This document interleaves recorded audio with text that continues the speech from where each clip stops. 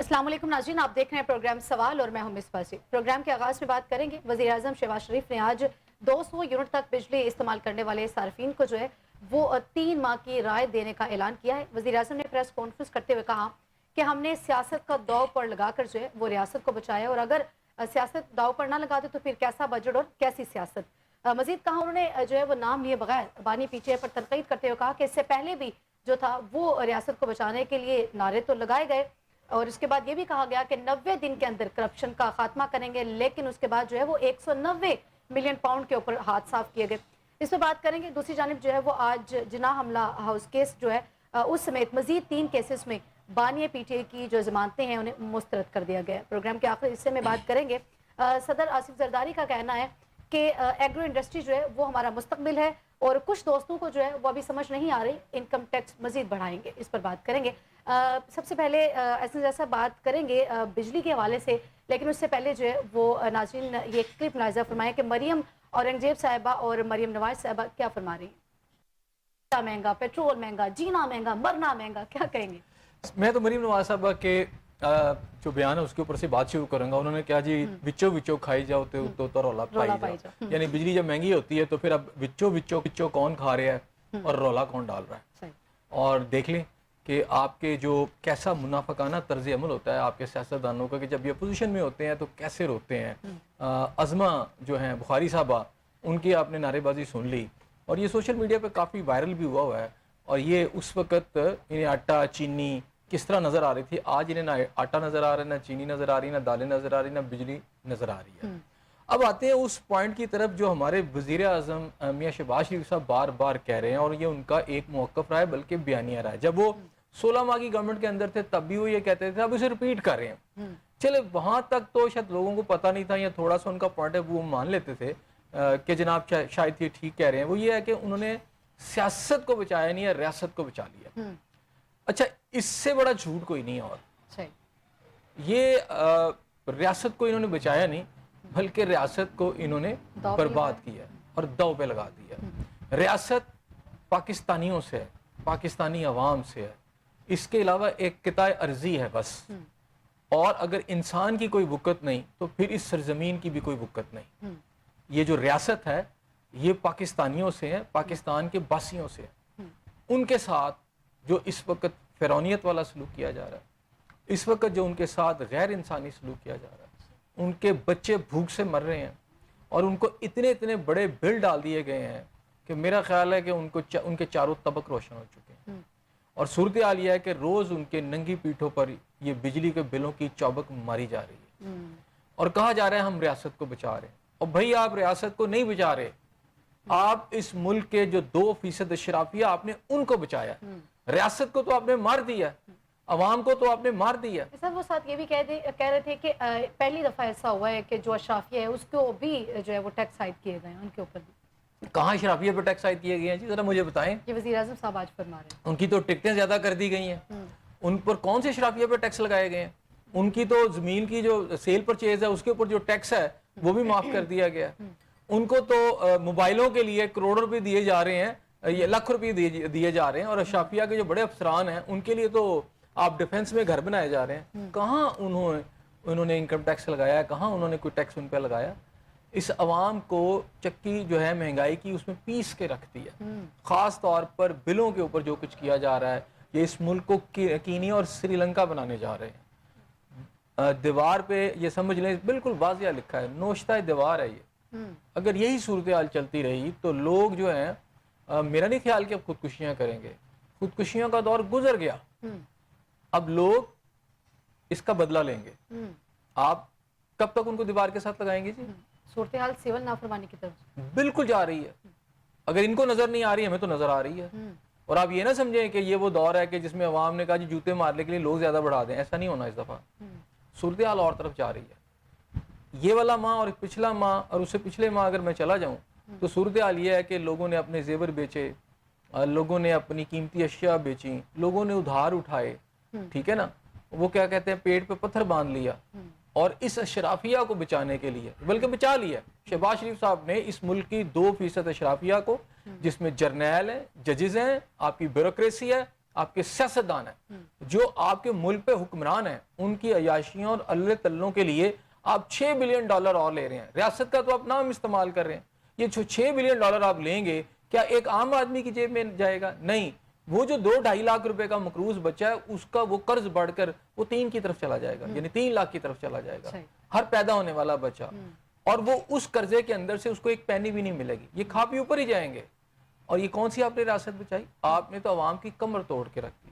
بڑی ایسے صاحب، یہ جو بھی اناؤنسمنٹ کی جا رہی ہے 200 یونٹ تک جو بجلی استعمال کرے گا انہوں نے کہا وہ 3 ماہ کی رعایت دی گئی. اب دیکھیے 200 یونٹ میں آپ بجلی اور یہ پنکھا یا لائٹ تو استعمال نہیں ہونی. اب گرمی ہے تو ظاہر سی بات ہے ایئر کولر بھی چلیں گے، فریج بھی چلے گی. تو 200 یونٹ یہ حاتم طائی کی قبر پہ لات ماری ہے انہوں نے. اس سے پہلے یہ 300 یونٹ کی بات کر رہے تھے، اور ابھی آپ نے کلپ بھی چلایا، ٹھیک ہے، اور اس میں مریم نواز صاحبہ بھی کلپ ہے 300 یونٹ فری کرنے کا. اچھا، ایک بلاول بھٹو صاحب بھی یہ کہا کرتے تھے، لیکن پچھلے دنوں جب ان سے سوال کیا گیا تو ان کا یہ جواب تھا کہ جناب میں کو وزیر اعظم بن گیا، مجھے بناتے تو میں کر بھی دیتا.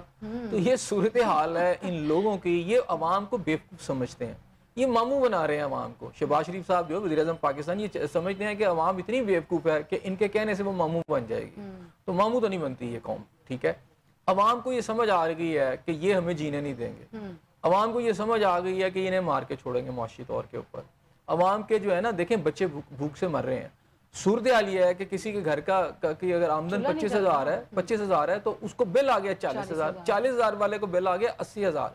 اب وہ یہ سوچ رہا ہے کہ میں یہ 80,000 کیسے پورے کروں. اور میں جینوئنلی، میں آج 3-4 لوگوں سے ملا تو جب میں نے ان سے یہ بات کی کہ لوگ زیور بیچ رہے، تو ایک نے مجھے کہا کہ میں نے تو اپنی بیوی کے جو ہے نا اس بات کی تصدیق کی کہ میں نے اپنی بیوی کے کانٹے اور اس طرح کر کے چیزیں بیچی. کسی نے کہا میں نے موٹر سائیکل بیچی. اور وہ میں نے آپ کو لطیفہ بھی سنایا تھا، وہ اے سی والا، کہ جناب وہ ایک خاتون کے گھر میں اے سی آ گیا تو وہ دوسری خاتون کے پاس چلی گئی اور اسے بتایا کہ میرے گھر میں اے سی آیا ہے. تو جس کے گھر میں گئی تو اس نے مبارکباد دی کہ تمہارے گھر میں اے سی آ گیا ہے. جس کے گھر اے سی آیا تو اس نے اسی خاتون سے پوچھا جس کے گھر میں گئی تھی، بھی تمہارے گھر میں بھی اے سی آیا تھا، وہ نظر نہیں آ رہا، وہ کدھر گیا؟ تو اس نے کہا کہ جب میں نے اے سی لیا تو پہلا بل پے کیا، ٹھیک ہے، اس پہ میں نے موٹر سائیکل بیچ دی. دوسرے بل پر میں نے زیور بیچ دیے، اور اب تیسرا بل ادا کرنے کے لیے میں نے وہ اے سی بیچ دیے. تو یہ ہے صورتحال پاکستان کے اندر اس وقت. اور شہباز شریف صاحب جو ہے نا، میرا خیال ہے اس سے خوفناک یو ٹرن، عمران خان صاحب مشہور تھے لیکن یہ اس سے بھی بڑے یو ٹرن لینے والے ہیں. اچھا، یہ ایسی باتیں کر رہے ہیں. مطلب اس وقت آپ نے قوم کو کون سا بچایا جی؟ ریاست کو کیا بچایا؟ $6 بلین کا قرضہ لے کر آپ نے کون سا ریاست کو بچایا؟ آپ نے قرضہ ہی لینا تھا تو آپ نہ آتے، کسی اور کو آنے دیتے. ابھی آج وہ یہ بھی کہہ رہے تھے کہ چونکہ تنقید ہو رہی ہے کہ آئی ایم ایف کے کہنے کے اوپر ہم نے بجٹ کے حوالے سے بڑی ہمارے اوپر تنقید کی گئی کہ آئی ایم ایف نے بجٹ تیار کیا، تو یہ گلہ شکوہ بنتا ہے ان کا؟ چونکہ نہیں تو ان کے گلے میں ہاتھ ڈالیں، پھولوں کے ہاتھ ڈالیں. آپ کے وزیر مملکت برائے خزانہ خود ٹی وی پہ آ کے کہہ رہے ہیں کہ اس لیے سارا کچھ عائد کرنا پڑا، ٹیکسز لگانا پڑے، کیونکہ بجٹ جو تھا وہ آئی ایم ایف کی شراکت داری سے بنا تھا. تو اب یہ گلے شکوے کیوں ہو رہے ہیں کہ ہمارے اوپر تنقید نہ کریں؟ ان سے پوچھا نہ جائے عوام کی آپ نے کھال اتار لی ہے تو آپ کے اوپر تنقید نہیں، تو آپ کو پھولوں کے ہار پہ نہ آئیں. ہوتی ہے کہ گلاب کے کہ جناب آپ نے بہت کمال کیا ہے کہ آپ نے آئی ایم ایف کے ساتھ مل کے بجٹ جو ہے بنا لیا. آپ نے آئی ایم ایف کے ساتھ مل کر جو بجٹ بنا کر عوام کو کے اوپر جو بجلی گرائی ہے، ٹھیک ہے نا، یہ جو $7-8 بلین یہ تو آپ کی جو اوپر اشرافی ہے وہ کھا جائے گی. یہ تو اپنے لیے آپ نے لے لیا اور یہی ماضی ہے آپ کا. آئی ایم ایف کے جتنے بھی آپ کے اوپر جو آپ کے قرضے لیے گئے ہر گورنمنٹ نے، وہ کہاں گیا؟ کیا کسی آدمی کو ملا نیچے؟ آپ کے ملک میں تو جو ایجوکیشن ہے، آپ کے ملک میں جو ہیلتھ ہے، اس کے بجٹ کم کر دیے گئے اس دفعہ. اس بات کی صورتحال آپ دیکھیں نا. اور کسی پولیس افسر کی کیا تنخواہ کم ہوئی ہے؟ کسی عسکری ادارے کے کسی سربراہ کی تنخواہ کم ہوئی ہے؟ یا کسی اور سیاستدان کے جو یاشیاں کم ہوئی ہیں؟ یا کسی بیوروکریٹ کی جو مراد ہے کم ہوئی ہیں؟ نہیں. مر رہا ہے تو غریب آدمی مر رہا ہے. وہ بیچارہ جو رکشہ ڈرائیور ہے، وہ بیچارہ جو موچی ہے، وہ بیچارہ جو سبزی کا ایک ٹھیلا لگاتا ہے، اس کی تو آپ نے جان نکال لی ہے. اور وہ سوچ رہا ہے کہ میں پاکستان میں آیا کیوں. اب تو یہ سوال کر رہے ہیں لوگ، پاکستانی عوام، کہ یہ ریاست ہمارے لیے ہے بھی کہ نہیں، یہ کس کے لیے؟ دیکھیں، آپ نے 20-25 لاکھ مسلمان جو تھے یا جو اس وقت جو پاکستان حاصل کرنا چاہتے تھے، انہوں کی شہادتیں ہوئی تھی تب یہ ملک بنا تھا. وہ تو ایک ایسے ملک کی طرف جا رہے تھے جہاں وہ اپنی مرضی کے مطابق، اپنے دین کے مطابق اور معاشی خوشحالی کے تمام ان کے اوپر دروازے کھلے ہوں. ایک ایسی ریاست میں وہ جاتے. 70 سال کے بعد آپ نے بتایا کہ یہ حال ہے ہماری ریاست کا. آپ نے اس ریاست کو اس حد تک پہنچا دیا کہ لوگ اب یہ سوال کر رہے ہیں کہ جناب یہ ریاست ہماری ہے بھی ہے کہ نہیں. آپ نے ان 25 لاکھ لوگوں کی قربانیوں کو ضائع کر دی ہے پکڑ کر. عوام جو ہے آپ کے لاکھوں لوگ جو ہیں اس وقت جس کو موقع ملتا ہے وہ باہر جا رہا ہے اور جس کو موقع نہیں مل رہا وہ یہاں پر ہے. اور یقین کریں اگر ویزے کھل جائیں اور پاکستانیوں کو جانے کی اجازت مل جائے تو چند کچھ اداروں کے لوگ ہی رہ جائیں گے. 7 لاکھ جو افراد ہیں وہ بے روزگاری کے خطرات کے پیش نظر ہی تو گئے ہیں ابھی حال ہی میں.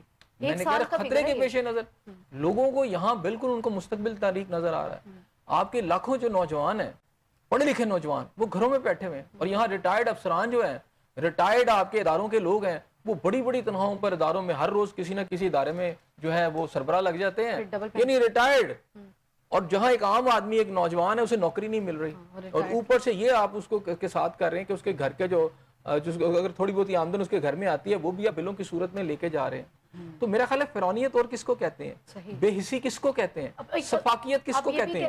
یہ بھی تو یہ ہے نا کہ تنقید بھی نہ کی جائے. یعنی اگر ہم نے آج یہی شکوہ کرتے ہوئے دکھائی دے رہے تھے کہ تنقید ہو رہی ہے IMF کے بجٹ کے حوالے سے, تو جب آپ نے IMF کی شراکت داری سے بجٹ بنایا ہے اور آپ اس چیز کو ایڈمٹ بھی کر رہے ہیں تو پھر اس کے اوپر تنقید تو ہوگی نا. اور کیا کیا جائے, کیا دیکھیں تنقید نہیں ہو رہی, برداشت نہیں ہو رہا. دیکھیں تنقید نہیں ہو رہی مصباح, آپ کو اندازہ نہیں لوگ چیخ رہے ہیں, ان کی چیخیں ساتویں آسمان پہ پہنچ رہی ہیں لیکن نہیں پہنچ رہی تو ان کے کانوں تک نہیں پہنچ رہی. انہیں اندازہ نہیں کہ ہیو اور ہیو ناٹس کا کتنا بڑا ڈفرنس پیدا ہو گیا, کتنی بڑی خلیج پیدا ہو گئی. اور خلیج کے اس وقت ایک طرف ہے ہیو ناٹس جن کے پاس اس وقت کھانے کو روٹی نہیں ہے, ماؤں کے پاس دودھ خریدنے کے بچوں کے لیے پیسے نہیں ہیں, کہیں سے وہ کر کے بیچارے مینج کرتے ہیں گھر والے اور پھر اس میں پانی ڈال کے اپنے بچوں کو دے رہے ہیں. خوراک پوری نہیں ہو رہی پاکستانیوں کی اور ایسی صورتحال کے اندر وہ لوگ چیخ رہے ہیں اور اس خلیج کے دوسری جانب آپ کی جو اشرافیہ بیٹھی ہوئی ہے اس کے تو آواز ہی نہیں جا رہی, ادھر لوگوں کے گلے رند گئے ہیں. تو اب اس کے اوپر کیا لوگ تنقید کریں؟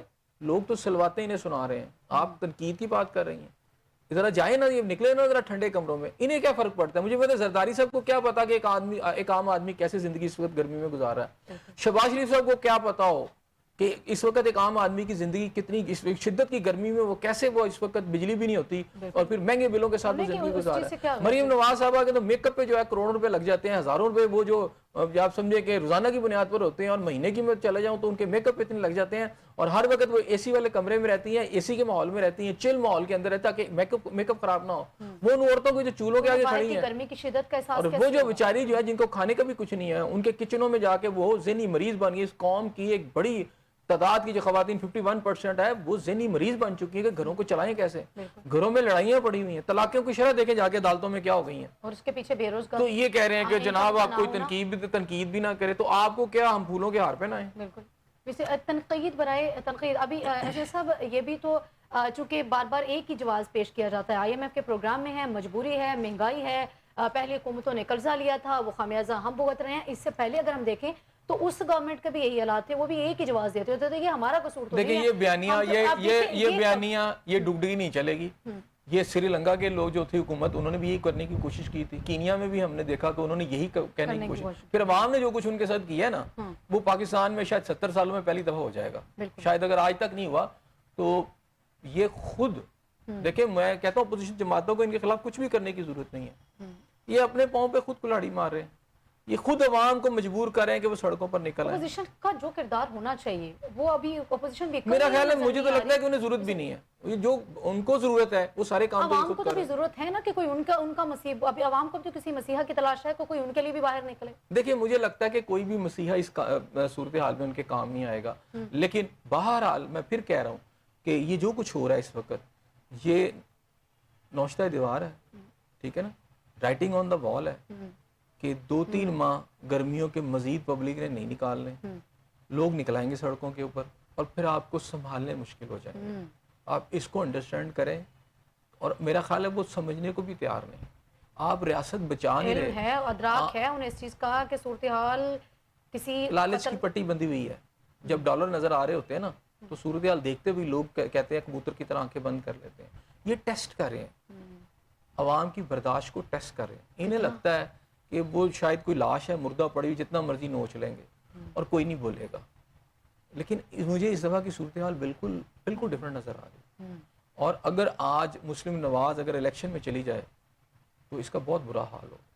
آپ دیکھیں اس وقت سب سے بڑا مسئلہ کس کو پڑا ہوا ہے, خود مسلم لیگ نون کے جو ووٹر ہیں, ان کے سپورٹر ہیں, وہ جسٹیفائی نہیں کر پا رہے. ان کو سمجھ نہیں آ رہی کہ ہم اپنی حکومت کے ان اقدامات کو کیسے جسٹیفائی کریں. بل تو انہوں نے بھی دینا نا, دیکھیں نا آپ کی دیکھیں ایک طرف یہ صورتحال ہے اور آپ کی ریاست جو ہے یا آپ کے جو حکمران ہیں ان کا یہ ایشو ہی نہیں ہے. وہ ایشو یہ ہے وہ کیبنٹ میں لکھ رہے ہیں کہ جی آئی ایس آئی کو جو اجازت دے دی جائے وہ جو آپ کی وہ فون ریکارڈنگ کی. رانا ثناء اللہ صاحب سے پوچھے تو وہ عدالتوں سے یہ کہتے پھر رہے ہیں کہ جناب جو سوشل میڈیا والا جو سلسلہ ہے اس میں عدالتیں حکومت کو مطلب ان کا کسی کا بھی بجلی ایشو نہیں ہے, کسی کا بھی دال ایشو نہیں ہے, کسی کا بھی آٹا ایشو نہیں ہے. جو اس قوم کے 96-98% لوگوں کا ایشو ہے وہ ان کا ایشو ہی نہیں ہے. ان کے لیے مسائل ہی نہیں ہے نا. انہیں کیسے پتا کہ نہیں مطلب شہباز شریف نے کبھی بھوک کاٹی ہے, نواز شریف نے کبھی بھوک کاٹی ہے. پیٹ والوں کو کیا پتا بھوک کیا ہوتی ہے, انہیں کیا لگے اب اسی میں بلینز آف ڈالرز کے ان کے ویسی ایسٹس ہیں. مریم نواز صاحبہ کو ہے, میں ایون عمران خان صاحب کو کہتا ہوں ان کو کیا بھائی اس سے ٹھیک ہے جیل میں ذرا سی ان کو بھی ذرا گرمی لگی تو انہوں نے بھی چھوڑ ڈال دیا کہ دیکھیں جی مجھے وہ میں جی بڑی گرمی ہے جی.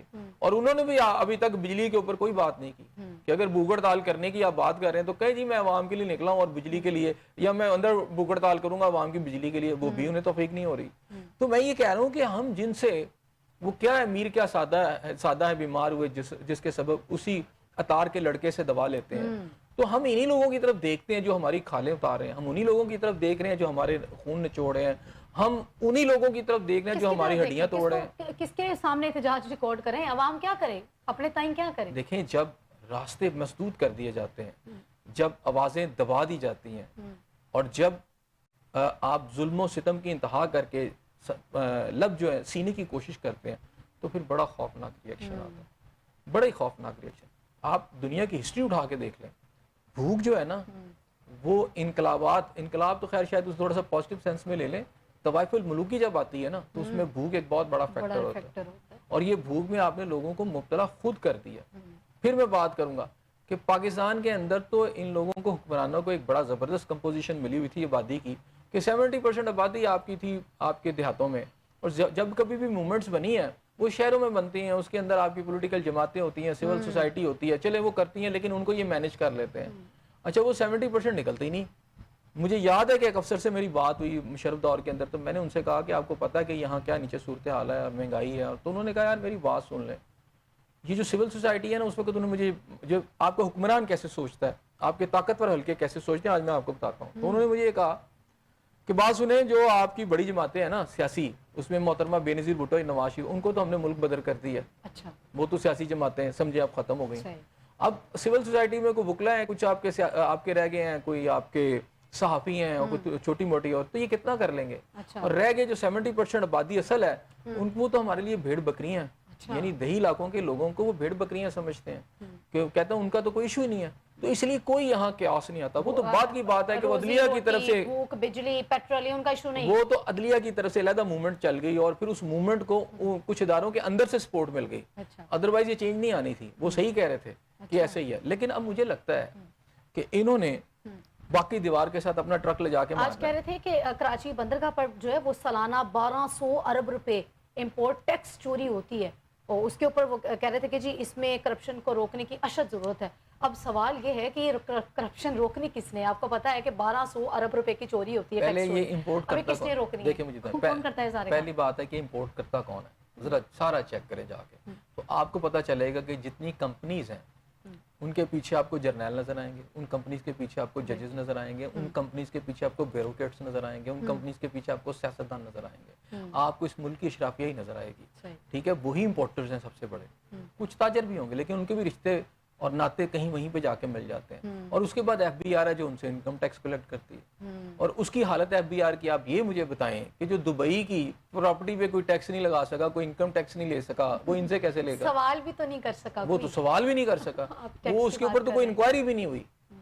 دیکھیں نا, اگر شہباز شریف صاحب کو اس کو ریاست کو بچانا تھا تو لیتے نا ان سے سب جن کی پراپرٹیاں وہاں پڑی ہوئی تھی, تو بتاتے کہ جی میں سارا کچھ وہاں سے ان سے لے کے آ گیا ہوں, ان کی جو لوٹی ہوئی رقم ہماری دبئی میں یا کہیں اور ہے, چلے کچھ نہیں کیا تو میں نے ان پہ انکم ٹیکس ہی ان سے لے لیا ہے, تو لا کے اپنی ریاست بچا لی ہے. وہ ریاست تو نہیں وہ بچا سکے, ٹھیک ہے نا. اب ریاست جو ہے کہ بیچارہ جو 15,000 20,000 روپے والا ہے اس پہ آپ نے کوئی 47 قسم کے ٹیکس انڈائریکٹ لگائے ہوئے ہیں, ٹھیک ہے, اور اس کے بعد بجلی کے اوپر آپ نے کوئی 13-14 قسم کے ٹیکس ہیں, گیس پہ کئی قسم کے ٹیکس ہیں, پانی پہ کئی قسم کے ٹیکس ہیں. اب تو میرا خیال ہے شاید کوئی ہوا رہ گئی ہے, شاید اس پہ بھی کسی دن یہ ٹیکس لگا دیں. قبر کے اوپر ٹیکس بڑھا دیا, آپ اندازہ کریں نا, قبر پہ ٹیکس بڑھا دیا.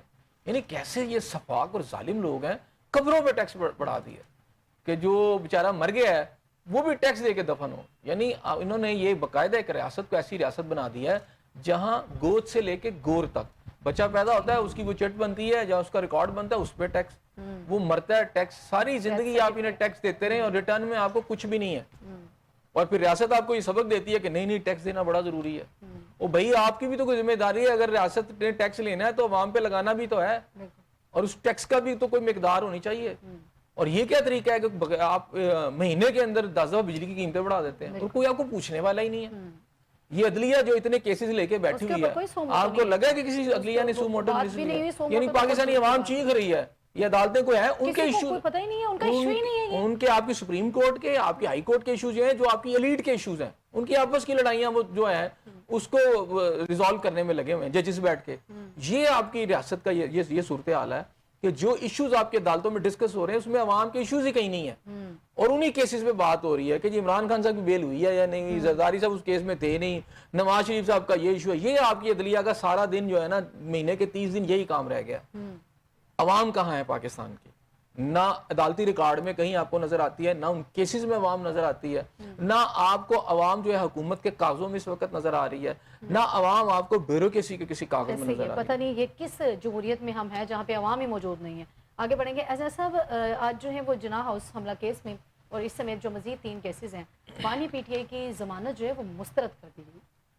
اس کا مطلب یہ ہے کہ ابھی وہ اندر رہیں گے. اچھا, ابھی مزید اب بڑی کلیئرٹی کے ساتھ چیزیں آ گئیں. یہ والے جو کیس خاص طور پر جس میں نے آپ سے کہا کہ جو لاہور کے کیسز ہیں یہ بڑے امپورٹنٹ کیسز ہیں. اس میں جناح ہاؤس والا جو ہے یہ بڑا ایک سویئر کیس ہے, اور اس کے اندر جو کیس میں نے شروع سے آپ کے پروگراموں میں بتایا کہ اس کیس کے اندر جو چلان بن کے گیا ہوا ہے اس کے اندر یہ آلموسٹ اس میں ان کو سب سے زیادہ ذمہ دار ٹھہرایا جا چکا ہے. وہ جو بات کی جا رہی تھی نا کہ ایک تو وہ لوگ ہیں جنہوں نے موقع پہ کیا, ایک وہ لوگ ہیں جنہوں نے پلاننگ کی اور پیچھے سے سارا اس کو منور کیا, اور پھر ایک ہے کہ اس سے پیچھے باہر کی دنیا میں بھی لوگ بیٹھے. تو یہاں جن سے منور کروایا گیا, جو سمجھیں کہ اس کا جو بلو پلان آپ اسے کہہ سکتی ہیں, جو اصل پلان ہے وہ بانی پی ٹی آئی جو ہے وہ اس کے ذمہ دار ہیں. نہیں, وہ پلاننگ کے اندر, اور ہاں ماسٹر مائنڈ ہے اس کے. وہ یہ کہتے ہیں کہ یہاں ماسٹر مائنڈ وہ ہیں. اگر آپ چلان پڑھیں, پلاننگ ہو رہی تھی ظاہر اس سے پہلے سے پلاننگ ہو رہی تھی نا. پلاننگ تو یہ تھی کہ وہ جیل میں جانے سے پہلے سے ہی جو ساری ان کی جو سٹیٹمنٹس ہیں, جو وہ تقاریر کرتے تھے, وہ ساری کی ساری ان کے مطابق جو ہے عوام کو اشتعال دینے کا سلسلہ پہلے سے شروع تھا, تاکہ 9 مئی کے لیے ذہنی طور پر لوگوں کو تیار کیا جائے. ان ساری سٹیٹمنٹ میں کہیں یہ تھا کہ بانی پی ٹی آئی کی جانب سے یہ کہا گیا ہو کہ آپ جناح ہاؤس حملہ کر دیجیے. دیکھیں, جناح اس حملہ کا اس طرح ڈائریکٹ تو چیزیں نہیں ہیں, ٹھیک ہے نا. ان کے لیے وہ یہ نہیں کہا جا رہا, ان کے لیے ان کی بہت ساری سٹیٹمنٹس ایسی ہیں جو بڑی واضح طور پر ہیں, ٹھیک ہے نا, ان کو بیس بنایا گیا ہے. لیکن اس کے علاوہ یہ ہے کہ ماسٹر مائنڈ جو ہوتا ہے نا وہ باہر آ کے بیان نہیں دیتا, لیکن وہ ماسٹر مائنڈ کہا جا رہا ہے ان کو. اب ماسٹر مائنڈ بیان نہیں دیتا بلکہ وہ باقی لوگوں کو کہتا ہے کہ بھی تم بھی جاؤ حملہ کرو, تم بھی جاؤ حملہ کرو, پھر اس کی وہ سٹیٹمنٹ ہو سکتی ہے اس دن کی. تو یہ کہا جا رہا ہے کہ یہ پلاننگ جو ہے نا یہ یعنی یہ نہیں تھی کہ اس دن 9 مئی کو ہوئی تھی, یہ کئی ماہ سے ہو رہی تھی, اور اس کے پیچھے غیر ملکی طاقتیں تھیں. اور اس کے اندر جناح ہاؤس والا جو لاہور کے کیسز ہیں وہ بڑے امپورٹنٹ ہیں. اور جو آپ بار بار کہتی تھی کہ سزا کیوں نہیں ہوتی یا اس میں کیوں نہیں تھا, تو آج یہ سمجھ لیں وہ کیسز میں آج ان کی بیل جو ہے وہ ریجیکٹ ہو گئی. باقی کیسز میں ہو گئی, لیکن یہ تھا وہ کیس جس میں ان کو سزا ہو سکتی ہے, جو نظر آ رہا ہے مجھے. یعنی بہت امپورٹنٹ کیسز اب جو ہے نا یہ بن چکے ہیں. تو میرا خیال ہے کہ آج ان کی بیل کینسل ہونے کے بعد ایک تو یہ ہے کہ پی ٹی آئی کے وہ لوگ جو بڑے پر امید تھے کہ بانی پی ٹی آئی جو ہیں اگر ان کو یعنی کچھ کیسز چلتے بھی ہیں تو ان کو بیل بھی مل جائے گی. اور پھر یہاں یہ بھی بات تھی کہ پس پردہ کچھ ڈیل بھی چل رہی ہے. تو یہ بھی کہا جا رہا تھا کہ اس وقت جو حالات پیدا ہو گئے ہیں تو اس میں جیسے امریکن پریشر آیا, کانگریس نے کیا, اور پھر آپ کی یو این او کی ہم نے دیکھا کہ کمیٹی کا آیا, اور پھر گورنمنٹ جو امریکہ کی گورنمنٹ کے کچھ شروع کے بیانات آج تو بالکل چینج کر دیا انہوں نے تھوڑا سا, لیکن بہرحال وہ بیانات جو آئے اس کی روشنی میں یہ امید پیدا ہو گئی تھی کہ بانی پی ٹی آئی جو ہے وہ جلد باہر آ جائیں گے. تو وہ کیا کہتے ہیں کہ کوئی امید بر نہیں آتی, کوئی صورت نظر نہیں آتی, وہ غالب کا شعر ہے نا. تو آج کے بعد تو آپ یہ سمجھ لیں کہ بانی پی ٹی آئی کے لیے باہر آنے کے راستے جو ہیں وہ مزید مسدود ہو گئے. اس وقت جب دیکھ رہے ہیں کہ پی ٹی آئی ایک بڑا انتشار کہہ لیں یا خلفشار کہہ لیں یا اندرونی مشکلات کہہ لیں, اس کا شکار ہے, اور اس ٹائم پہ جو ہے وہ بانی پی ٹی آئی کی یا کے بعد دیگرے تینوں جو ہے وہ ضمانتیں مسترد ہو رہے ہیں, مزید پریشر ڈیولپ ہوگا پی ٹی آئی. دیکھیں مجھے تو فواد چودھری صاحب کی بات صحیح نظر آ رہی ہے جو انہوں نے وی لاگ میں کہی تھی. انہوں نے کہا تھا کہ اس طرح بانی پی ٹی آئی کا باہر نکلتے, انہوں نے بھی کہا تھا کہ مجھے نہیں لگ رہا کہ بانی پی ٹی آئی اس طرح باہر آ سکیں گے اور یہ مقدمات میں مزید پھنستے رہیں گے. اور پھر انہوں نے کہا کہ یہ جو لیڈرشپ ہے وہ لیڈرشپ کے خلاف تھے نا. انہوں نے کہا جو موجودہ لیڈرشپ ہے جو وکلا پہ یا بیرسٹر گوہر صاحب ہیں سارے, تو یہ ان کے خیال میں کہ یہ پارٹی کو صحیح طریقے سے نہیں چلا رہے اور اس میں بانی پی ٹی آئی کے لیے مشکلات بڑھ جائیں گی. تو میرا خیال ہے ان کے اب وہ جو باتیں ہیں وہ صحیح نظر آ رہی ہیں. بانی پی ٹی آئی کی مشکلات انہیں اس ٹائم کی کیا ضرورت پیش آ رہی ہے ایٹ دا اینڈ جو ہے وہ جب یہ چیز واضح ہو چکی ہے کہ آپ کا راستہ ہموار نہیں ہو سکتا, کہہ دیا گیا بانی پی ٹی آئی کی جانب سے, اب بار بار اس طرح کی اسٹیٹمنٹ ان کی جانب سے, وہ کوشش تو کر رہے ہیں نا, ہے وہ اندرونی پہلے مشکلات کا شکار ہے, ادھر سے شیر افضل مروت صاحب سامنے آ جاتے ہیں, فواد چودھری صاحب کیا یہ دیکھیں فواد چودھری صاحب کا جہاں تک تعلق ہے تو وہ تو خیر پی ٹی آئی میں تھے بھی نہیں, اور مجھے اچھی طرح یاد ہے کہ پی ٹی آئی کے تو بڑے وہ پی ٹی آئی میں نہیں میں وہ بتانے لگا نا, چینج کر کے آئے لیکن وہ ایک ایسے لوٹے ہیں جو بہت ساری جماعتیں چینج کر چکے. پہلے وہ مشرف صاحب کے ساتھ تھے, اس سیٹ اپ میں تھے. پھر جب پیپلز پارٹی کی حکومت آئی تو وہ اس کے ساتھ مل گئے, اور پھر جب پی ٹی آئی کی حکومت آئی تو اس کے ساتھ مل گئے. اچھا اب یہاں سے نکالے گئے ہیں تو کوئی جماعت ان کو قبول نہیں کر رہی, اب وہ جائیں کہاں؟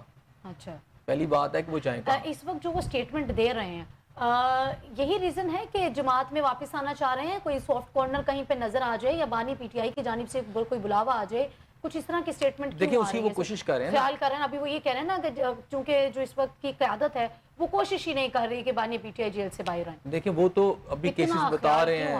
اچھا ان کو یہ خیال یہ آ رہا ہے, میں نے وہی کہا نا کہ وہ ویسے تو بے پندے کے لوٹے ہیں, اب ان کے لیے اب کوئی جگہ نہیں کہیں پہ, ٹھیک ہے نا. اب وہ پی ٹی آئی رہ گئی ہے, نہ انہیں کاف نے لینا ہے, نہ انہیں پیپلز پارٹی نے لینا ہے, نہ ہی انہیں نواز لیگ نے گھوم پھر لیا نا, تو سارا گھوم پھر لیا. تو اب ان کے پاس آپشن کیا رہ گیا؟ آپشن یہ ہے کہ وہ واپس کسی طریقے سے کوشش کریں اور پھر یہ بھی کلیم کریں کہ جناب ان پہ پریشر بڑا تھا. اچھا پریشر دوسروں پہ بھی تھا, اس میں مجھے شیر افضل مروت صاحب کی بات بھی ٹھیک لگتی ہے کہ پریشر باقیوں پہ بھی تھا, بہت ساروں کے چھاپے بھی پڑے, لوگ اٹھائے بھی گئے, خواتین کے ساتھ زیادتیاں بھی ان کے ساتھ یعنی ان کے ساتھ برا سلوک بھی کیا گیا. لیکن وہ جو شیر افضل مروت صاحب کہتے ہیں کہ وہ ہتھنی کی طرح جیسے بھاگے نا, وہ ہتھنی کے بچے کی طرح, وہ ایک لفظ انہوں نے کہا, وہ جو بھاگنا تھا نا ان کا پولیس کو دیکھ کے, ان کے اور بھی لیڈر ہیں وہ جیل سے چھوٹے باہر آئے, پولیس بھی پکڑ کے لے گئی, پھر چھوٹے پھر آپ پکڑ کے لے گئی. میں نے بہت سارے ان کے لیڈر ایسے ہیں لیکن وہ بڑے مستقل مزاجی سے انہوں نے فیس کیا اس چیز کو, لیکن ایسے دوڑیں نہیں لگوائی تھی. وہ ایک امپریشن گیا, اور پھر ان کی جو ایکٹیویٹیز تھیں وہ پی ٹی آئی کو محسوس ہوا کسی جگہ پر جا کے کہ یہ ان کے ساتھ مخلص نہیں اور یہ کسی اور کی گیم کر رہے ہیں, ٹھیک ہے نا. وہ جو عمران خان صاحب کو یا بانی پی ٹی آئی کو ایک امپریشن گیا, وہ پھر اور پھر کچھ ان کی جو ملاقاتیں تھیں جو یہ کرتے پھر رہے تھے, وہ جب اطلاعات ان کے پاس گئیں تو پھر انہوں نے ان کو اپنے سے دور کر دیا یا پارٹی سے نکال دیا. پھر وہ جو ان کا سارا سلسلہ, اب ظاہری بات ہے ان کے پاس جگہ کوئی نہیں ہے, اور وہ کیا کہتے ہیں جب منہ کو لگ جاتی ہے اقتدار ایک ایسی چیز ہے. اب انہیں یہ لگ رہا ہے کہ جو ہے وہ حالات سموتھ ہو گئے, حالانکہ ایسا ہے تو نہیں ہے پی ٹی آئی جماعت کے لیے. اگر فواد چودھری صاحب کو یہ لگ رہا کہ چونکہ اب تو حالات بہتر ہو گئی ہے, بس ٹھیک ہے وہ جیل کاٹ کے آ گئے ہیں, جو ہونا تھا. دیکھیں ہماری اگر آپ جاسوسی کا سسٹم سمجھے نا, تو بعض اوقات جب دنیا کی مختلف جاسوسی کی ایجنسیاں جو ہوتی ہیں, خفیہ ایجنسیاں, ان کے اندر ایک بڑا سین ہوتا ہے. وہ سین یہ ہوتا ہے کہ وہ اپنا ایک بندہ دوسرے کے ملک میں بھیج دیتے ہیں. اچھا وہ کیا کرتے ہیں کہ اس کی ڈی بریفنگ کرتے ہیں, اور اس کو اسی ایجنسی کے خلاف وہ دوسری ایجنسی استعمال کرنا شروع کر دیتی ہے, اسی شخص, ہاں اسی کو.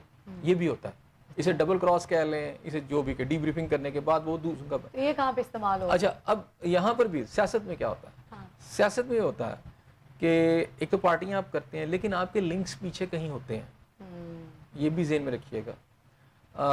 بہت سارے پی ٹی آئی کے لوگ جو تھے اگر ماضی میں, اور ان میں شیخ رشید صاحب ہیں جو کہتے تھے میں گیٹ 4 یا جو بھی ان کا گیٹ تھا وہاں کے سیاستدان ہیں. تو بہت سارے پنڈی گیٹ میں ایک عمارت ہے اس گیٹ کے سیاستدان تھے, لیکن اچھا انہیں کبھی لگتا نہیں تھا, پرویز الہی صاحب بھی اس میں تھے, کبھی اٹھائے جائیں گے, ان کے ساتھ بھی یہ ہو جائے گا, یعنی وہ گیٹ والی ان کے ساتھ یہ کام کر دیں گے. تو گیٹ والوں نے جب ان کے ساتھ کام کیا, پرویز الہی صاحب کے متعلق تو مشہور تھا نا کہ وہ بیان نہیں دیتے. نہیں اب ان کی آواز آ رہی ہے کوئی اسٹیٹمنٹ ہی نہیں آ رہی, ٹھیک ہے نا. پہلے وہ لوگ انہوں نے اتنا کچھ برداشت کیا لیکن اب ان کی کوئی آواز نہیں ہے, اکا دکا کو بیان آ جائے بس انہوں نے اپنی سیاست کو تو رکھنا. فی الحال تو ابھی یہ ہے کہ وہ کوشش لگے ہوئے ملک سے باہر چلے جائیں. اچھا اسی طرح یہ جو لوگ ہیں اب پیچھے سے بھی دھتکارے گئے, یہ بھی تو آگے سے بھی دھتکارے گئے, سارے معاملے میں یہ بھی تو شامل تھے, پرویز الہی صاحب شامل نہیں. میں نے وہی کہا نا, یہ بھی تو یہ ہے نا, یہ گیٹ 4 سے بھی دھتکارے گئے, ٹھیک ہے نا, یہ گیٹ 4 سے بھی دھتکارے گئے کیونکہ انہوں نے اس گیٹ 4 کو یا اس گیٹ کو نہیں, تو پھر یہ اس پہلے دھتکارے گئے, پھر یہ اس ریلیکسیشن کا نتیجہ ہے کہ اب وہ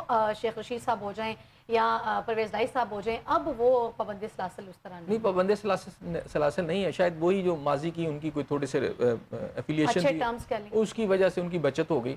لیکن اب وہ بچت ہونے کے بعد اب ان سب کی یہ کوشش یہ ہے کہ یا تو پرانے والے ان کو دوبارہ سے ہائر کر لیں, یعنی کوشش یہ ہے کہ اس پہ التفات کی نظر ان پہ آ جائے. جیسے خود عمران خان صاحب جو ہیں بانی پی ٹی آئی کہتے ہیں جی وہ میرے سے اسٹیبلشمنٹ جو ہے وہ مذاکرات کرے, کیونکہ انہیں بھی پتہ ہے کہ یعنی کو نظر پڑے گی تو پھر ہی کوئی بات ہوگی. تو اسی طرح یہ جو چھوٹے چھوٹے کرندے ہیں یہ بھی ان کی بھی کوشش ہے کہ وہاں بھی ہو جائے. یہ چھوٹے چھوٹے کرندے ہیں لیکن جرم تو ایک جیسا ہی تھا. میں نے وہی کہا, سارے حملے میں یہ سارے لوگ شامل تھے.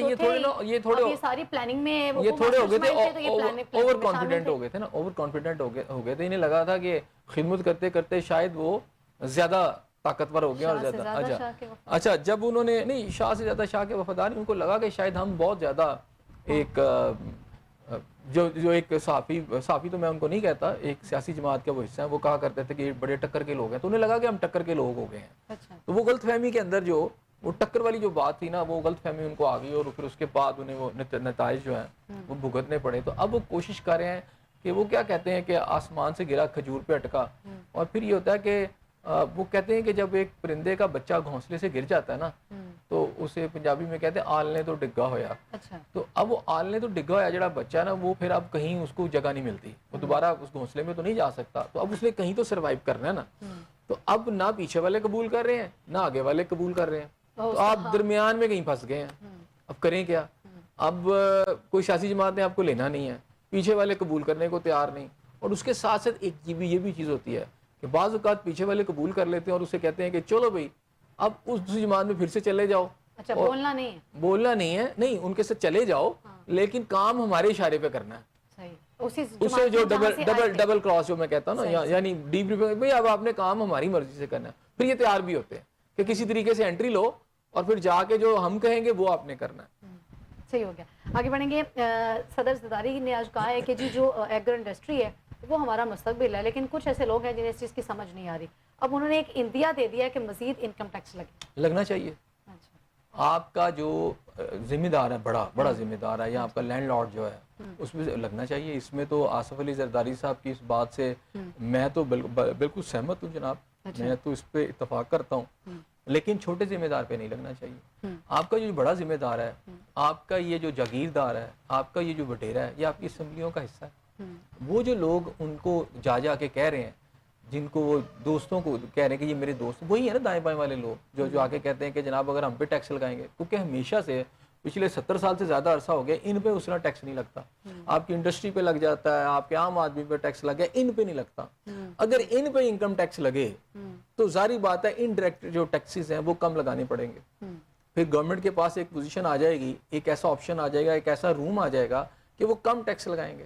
تو جتنے اسمبلیوں میں بیٹھے ہوئے ہیں اگر آپ انہیں چیک کر لیں تو ان میں سے تقریباً سارے بڑے صنعت کار ہیں یا جاگیردار ہیں, اور اس میں اگر جاگیردار ہے تو سب کی زمینیں ہیں, ٹھیک ہے, کچھ ہاؤسنگ سوسائٹیوں کا کام کر رہے ہیں, تو کچھ ایگری لینڈ ہے ان کا بہت بڑا. تو اب اس میں اب جہانگیر ترین صاحب ہیں, فیکٹریاں بھی ہیں, ایگری لینڈ آپ کے پاس لینڈ بھی ہے. جو اس کے علاوہ اگر آپ دیکھ لیں علیم خان صاحب دیکھ لیں, اسی طرح پیپلز پارٹی کے وہاں سندھ کے سارے لوگ دیکھ لیں جو ایم پی اور ایم این ایز بنتے ہیں, اور دائیں بائیں آپ کو مشیر نظر آتے ہیں. وہ آصف علی زرداری صاحب خود ٹھیک کہہ رہے ہیں کہ اب انکم ٹیکس دینا پڑے گا, تو دینا پڑے گا. یہ صرف ایک اسٹیٹمنٹ کی حد تک ہوگا کہ انکم ٹیکس لگائیں گے, دینا پڑے گا, اس کے اوپر آپ نے بات تو آپ کریں اس 2% کی, اس اشافیہ کی, اس مافیا کی, ان وڈیروں کی, ان جگیرداروں کی, تو ان سے ٹیکس عائد کر کے لینا کس نے ہے؟ پہلے تو یہ ہے کہ زرداری صاحب خود کتنا ٹیکس دیتے ہیں, وہ بھی ایک وڈیرے ہیں. شہباز شریف صاحب کتنا ٹیکس دیتے ہیں, میاں نواز شریف صاحب کتنا ٹیکس دیتے ہیں, آپ کے بیوروکریٹس کتنا ٹیکس دیتے ہیں, انکم ٹیکس, آپ کے ججز کتنا ٹیکس دیتے ہیں, آپ کے جرنیل کتنا ٹیکس دیتے ہیں. جب تک ان سے انکم ٹیکس نہیں لیا جائے گا آپ کی قوم کی مالی حالت ٹھیک نہیں ہو سکتی, کیونکہ اصل مسئلہ ڈائریکٹ ٹیکس کا ہے. وہ ڈائریکٹ ٹیکس کی ایک سب سے بڑی جو فارم ہے وہ ہے انکم ٹیکس. لیکن آپ بلینز آف روپیز کی پراپرٹی سے چلی گئی, پہلے تو وہ پیسہ یہاں کیسے آیا ان کے پاس, اور پھر یہاں سے ویسے ایک تو ہے کہ وہاں کیسے ٹرانسفر ہو گیا, ٹھیک ہے, وہاں پہ ٹرانسفر ہو کے پراپرٹیز آ گئی تو یہاں کوئی انکم ٹیکس ہی نہیں ہے.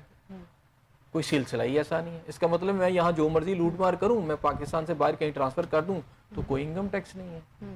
تو یہ کس نے لینا ہے, کس نے بتانا ہے؟ یہ بھی صرف ایک اسٹیٹمنٹ کی حد تک ہوگا کہ ہم انکم ٹیکس ان سے لیں گے جو شافیہ یا مافیا ہے. وہی جیسے آج باتیں آپ نے دیکھ لیا وزیر اعظم صاحب یہی کہہ رہے تھے کہ ہم نے, یہ پہلی بار ہوا ہے تاریخ میں, یہ کہہ رہے تھے کہ یہ تاریخ میں ہی پہلی دفعہ ہوا ہے کہ ہم نے شافیہ کے اوپر ٹیکس عائد کیا. اب وہ ہم ڈھونڈ رہے ہیں کہ ٹیکس لگایا کہاں. لپ سروس, ٹھیک ہے.